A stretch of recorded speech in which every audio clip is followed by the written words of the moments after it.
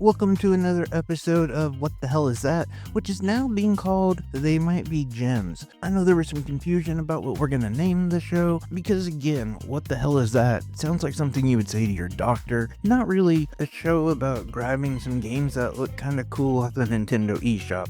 So yeah, They Might Be Gems is what we're gonna go with. By the way, I was asked, hey, what's the difference between this and just like an actual review? And the main thing is, instead of covering one game, I cover two or three. And also, I tend to usually go with games that I know really nothing about besides the fact that they just kind of look cool. And they tend to be games that are more conducive to like a shorter review. With that being said, please hit that like and subscribe button, help this channel grow, it means so much to me. But enough with this talking, let's get on with the reviews.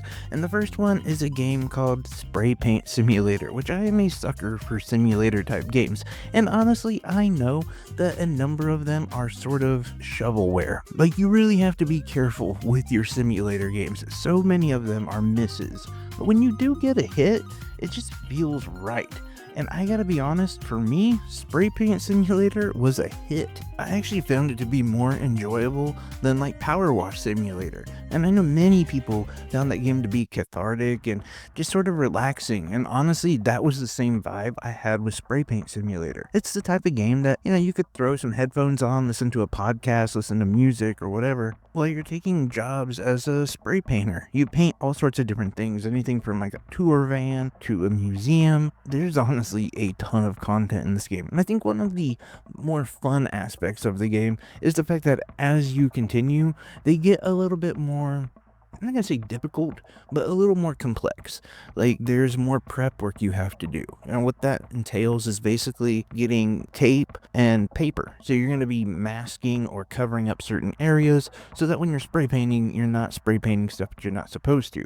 Many of the rooms or vehicles or whatever you're painting will require up to like 7 or 8 different colors, all relatively close to each other. So you're kind of going back and forth between painting, masking, unmasking, painting, switching colors. There is enough interaction in here to keep you well engaged, honestly. And for me, a couple really important things about the game is that it really didn't have a lot of jank. With a lot of simulator games, you run into that issue of like, this was made cheaply, and you can kind of tell. This one didn't really seem to be that way. And one of the ways I could tell was just how thought out it was.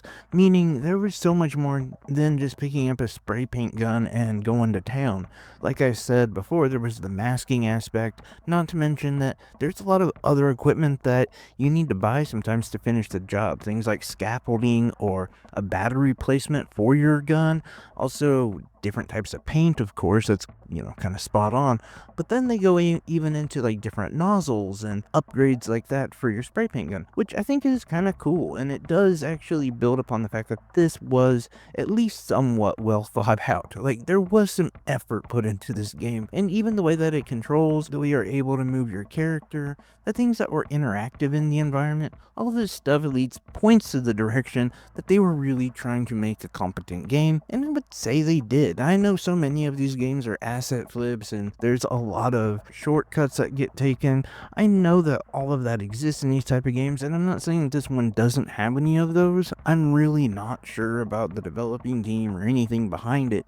I'm just telling you my experience, and it was actually pretty good. Now, the only downside about it is the game is like $15, which I could see for some people that being a little too high for a simulator style game where you're just painting things. Now, if you're like me though and you enjoyed Power Wash Simulator, this really does feel like a budget friendly Power Wash Simulator. And I mean that in the best way possible. Power Wash Simulator is like $30. You expect a lot more high quality. This game's like 15. It's like half of that. So no, it's not as good as Power Wash Simulator, but it's really comparable, especially again for the price. But that's just my thoughts on Spray Paint Simulator. Let me know what you think. Are you interested in these type of games, or are you done with simulator style games? I don't know, anything in the comment section is much appreciated. By the way, if I had to give it a score, I would probably give it a solid 7.5 out of 10. Anyway, next up is a game that I actually hadn't heard of until I just happened to find it on the eShop.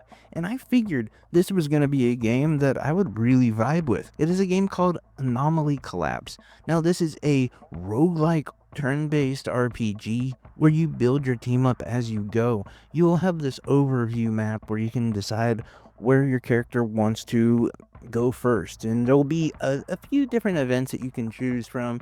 At the very beginning, there's only one enemy that you're supposed to fight, and that's on purpose because it's an easy one-on-one fight. After that, then things start to expand a little bit, and honestly quite quickly. This is a game that opens up because I think it is a roguelite, and they know that you're not going to be in this world too long. Already after your first battle, sometimes your first team member may be unlockable. It feels like a lot of this stuff is randomly generated, and I'm not saying it's not, but I would guess that it's like it has a 20 to 40% chance of happening, especially in the early game, and even up until the first boss, which there again can randomly show up, but it's always the same boss with the same things. It just depends on when he wants to show up. And you don't always have to go to the boss when he shows up. The one thing that you have to keep your eye on, though, is when these different events pop up or when these battles pop up, they will only be up for so long. Now, the boss is one that will not go away, but I think your teammates might, and I know that certain events will, like whether you can go to a safe house or go to a shopping spot. Like, all of those things will go away if you don't take advantage of them. And when I first started the combat, I thought it was really creative and inventive, something I hadn't seen before. They essentially took like a strategy RPG board and then turned it horizontal. So it kind of looks like a turn-based beat-em-up style game. And while at first, like I said, it seemed pretty cool,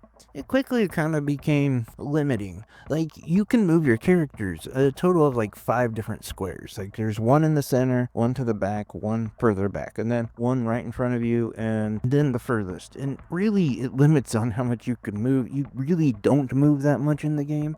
In a way, it kind of seems pointless that you can do it. Yes, there's opportunities for like flank attacks and things like that, which does seem pretty cool, but so often everybody just gets congested and you can't move. And it's just like 2 lines of enemies fighting each other, face to face, like old Civil War style fighting. And if that wasn't limiting enough, the characters only have 1 attack and then 1 skill. Now, the skill is decided by an anomaly, and there are multiple anomalies that you can unlock along the way. And once unlocked, they will stay there. So if you do unlock one during a certain run, the next run, it will still be there at the very beginning. So that is one nice thing about it, and one of the few nice things about the combat of the game. There are also passive abilities and things that you can add, different equipment that'll make you stronger, and maybe, like I said, give you a buff or debuff, allow for a passive skill to happen. But for the most part, it's relatively simple. And honestly, that wouldn't be that bad if the game wasn't so difficult. You see, when you're going through your first enemies, you're just flying through them. It's no big deal. That first boss you meet, though, he will wreck you, and he will wreck you for quite a while. It takes a lot to get past him, and it always feels like there's nothing different you could have done. Like, you're trying to maximize everything you have. You just don't have the abilities yet. You don't have the strength, the levels to beat him, and there's no other place to level up before you fight him. So in many ways, it is a lot like being on a one-way track against a train. There's just nowhere you can go, and you know you're going to get crushed. And you might also wonder, why haven't I talked about the story? And I'll tell you why. Because this game has a ton of crashes, and this is the biggest issue for me. Yes, the combat could have been better. There's definitely some room for nerfing that first boss a little bit to allow you to get further, but there is some other things about the game that I would say is worth the grind. There's different characters to unlock, and like I said, just upgrading your own character and things like that. But what really got repetitive and just unacceptable was all the crashes.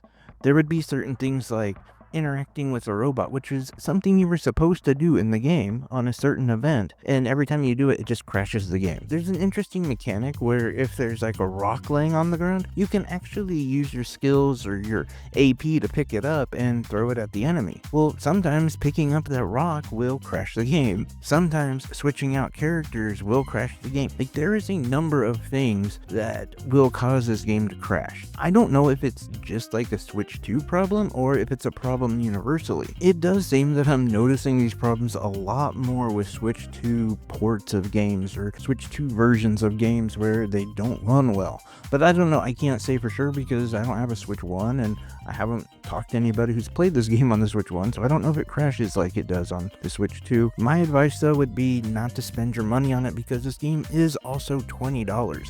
And while it does look cool, and I love like the character designs, and I even can get with the combat, like if the grind could be worth it, but not with all the crashing. But anyway, that's just my thoughts on Anomaly Collapse. Let me know what your thoughts are on that as well. Is this a game you've heard of? Have you played it? Do you know anything about the crashes on like other systems other than the Switch 2? I don't know. Anything and everything in the comment section is much appreciated. I love each and every one of you. Take care, everyone. Bye bye.